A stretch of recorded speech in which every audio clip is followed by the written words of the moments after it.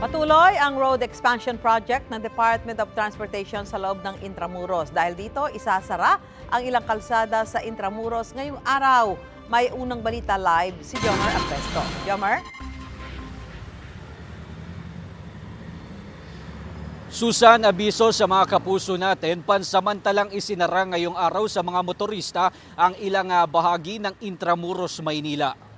Base sa advisory ng Intramuros Administration, kabilang na rito ang kahabaan ng General Luna Street.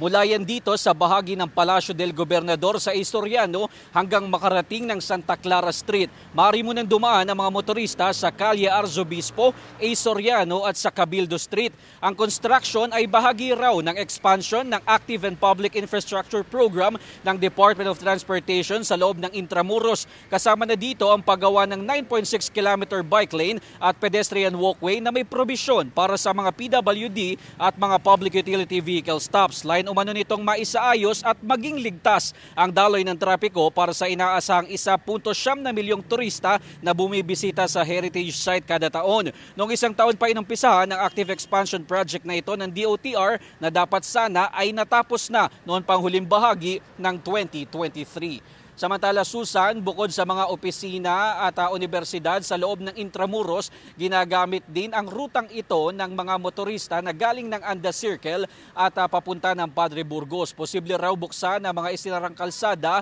bago ang mahal na araw o Holy Week.